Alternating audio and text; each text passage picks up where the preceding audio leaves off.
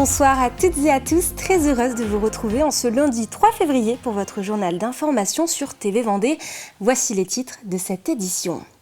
Les arrivées du Vendée Globe continuent de s'enchaîner. Ce week-end, l'ambiance était au rendez-vous dans le Chenal pour l'arrivée de 3 skippers, dont Clarisse Kremer et Yannick Bestaven. Nous y reviendrons dans ce journal. Un forum pour les professionnels de la santé mentale. Le contrat local de santé a organisé cette rencontre à Fontenay-le-Comte jeudi dernier. 21 stands étaient présents pour assurer une meilleure coordination des acteurs du secteur. Et enfin, c'est un bug qui a de grosses conséquences, celui du nouveau logiciel de la Caisse primaire d'assurance maladie de Vendée. Les retards de versement des indemnités journalières pour certains assurés s'accumulent. On commence ce journal avec un point sur les dernières arrivées du Vendée Globe et elles sont nombreuses. Entre midi et 13h, 3 skippers ont franchi la ligne d'arrivée à quelques minutes d'intervalle après un peu moins de 85 jours de course. Benjamin Ferré a ouvert le bal sur Monoyeur Duo for a Job, premier bateau à dérive sur cette 10e édition. 15 minutes plus tard, c'était au tour de Tanguy Le Turquet. Et enfin, Alan Roura qui finit 18e. Les 3 skippers ont remonté le Chenal en cette fin d'après-midi.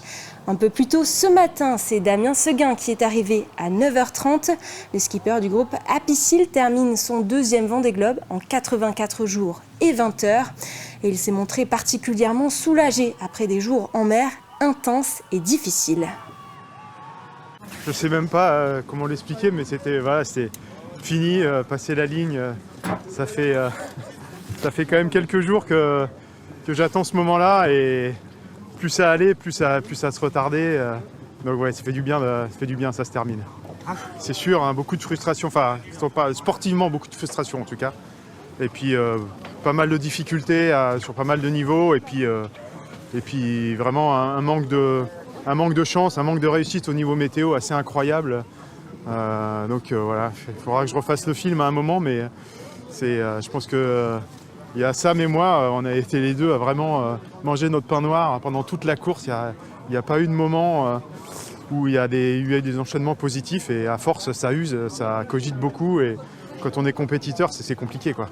Un tour bouclé, mon 2e et ça c'est un bel exploit et je pense que voilà, j'avais 1000 raisons d'abandonner et j'ai trouvé 1000 raisons de continuer aussi et puis voilà donc j'ai bien fait, ouais. Ce Chenal était super, l'arrivée avec le soleil levant et les premiers bateaux qui arrivent.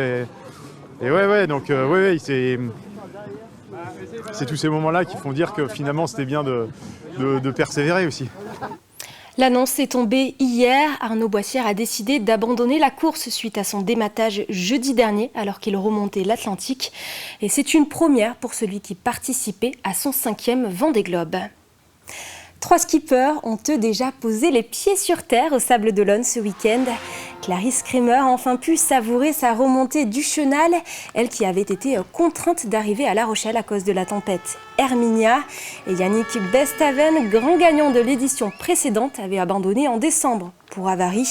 Il est finalement arrivé au Sable d'Olonne hier sous les applaudissements. Retour en images sur ces moments chargés d'émotions. Un bain de foule sous le soleil pour Yannick Bestaven et Clarisse Kremer.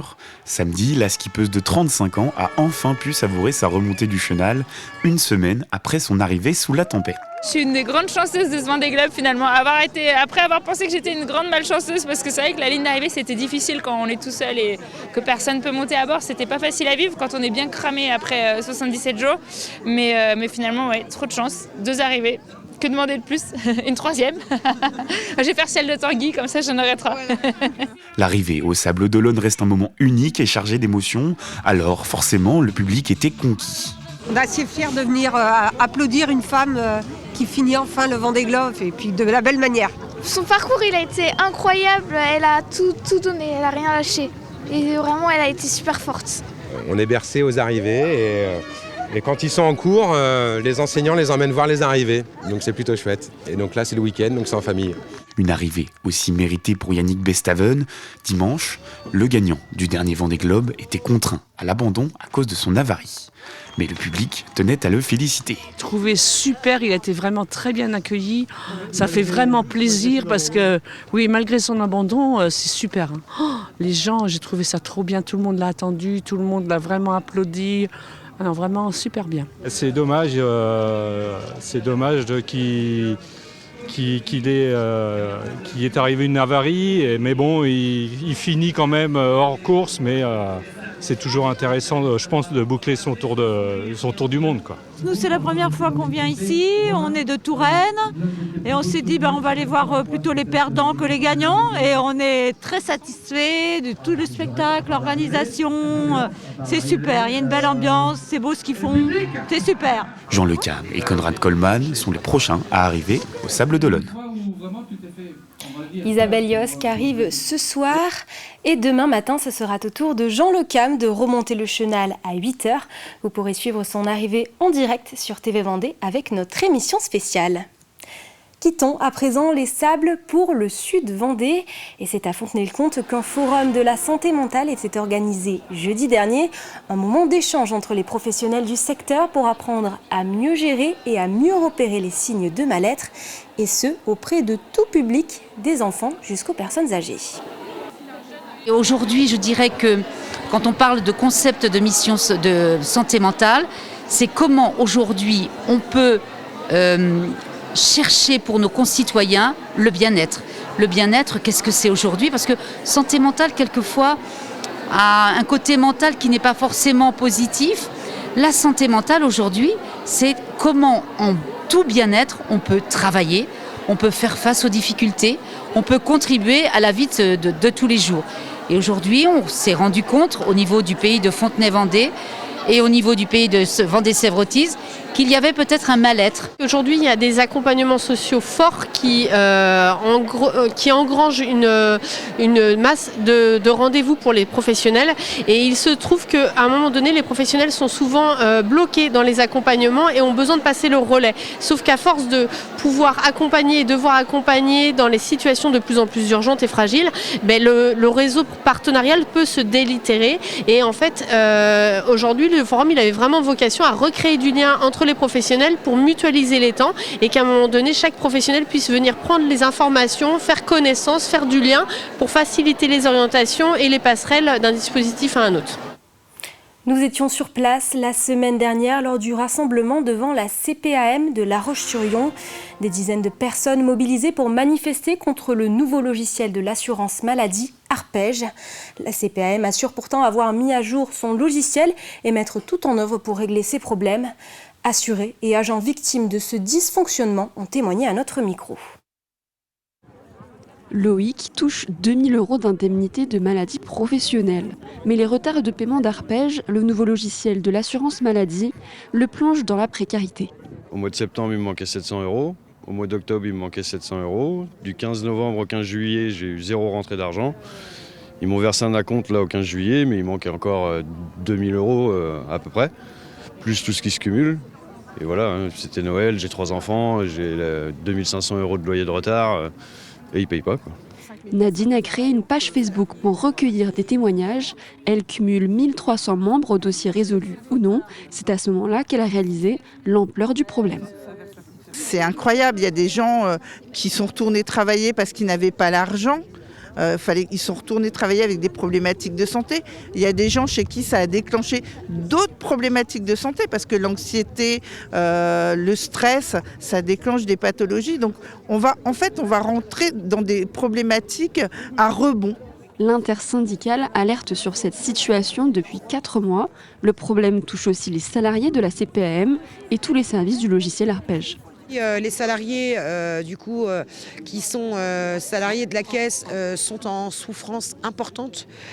l'affect qu'ils ont à leur travail, du coup, évidemment, est toujours le même, mais ils n'ont plus de solutions aujourd'hui à apporter, des solutions concrètes pour les usagers, en fait. Alors, par rapport aux agents d'accueil, par exemple, la seule réponse de la direction, c'était en fait de mettre un agent de sécurité pour protéger, en fait, puisque les usagers qui venaient, en fait, étaient tellement dans des situations dramatiques, ils étaient tellement en souffrance qu'ils étaient très agressifs.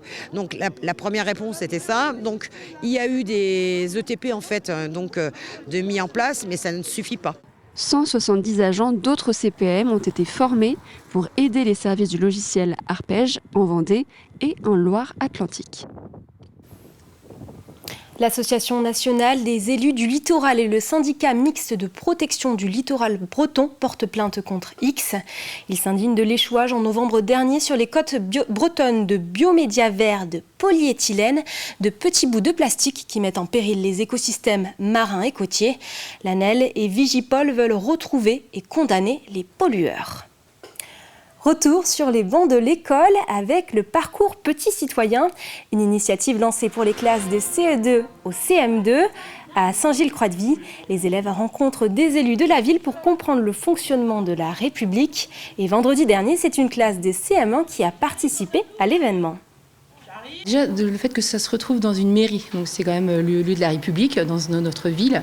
Et c'est très important pour les enfants parce qu'en fait, c'est des citoyens en devenir et ils ont besoin en fait d'acquérir et de comprendre les responsabilités qui seront les leurs en fait plus tard. Il faut échanger même avec ceux avec qui on n'est pas d'accord et ça commence tout petit. Donc c'est ce qu'on explique aux enfants en fait. Même si des chefs d'établissement doivent échanger avec d'autres chefs d'établissement, des présidents avec d'autres présidents, en fait, on essaie de comprendre que ça commence tout petit. Et que même si on n'est pas d'accord, c'est avec le dialogue qu'on résoudra nos conflits futurs. Et maintenant, d'ailleurs. Et c'est la fin de ce journal. Merci de l'avoir suivi. Vous pourrez retrouver l'ensemble de nos reportages et émissions sur le site de tvvendée.fr. Je vous rappelle que nous serons en direct demain matin à 8h avec une émission spéciale pour suivre la remontée du chenal de Jean Le Cam. D'ici là, je vous souhaite une très bonne soirée sur TV Vendée.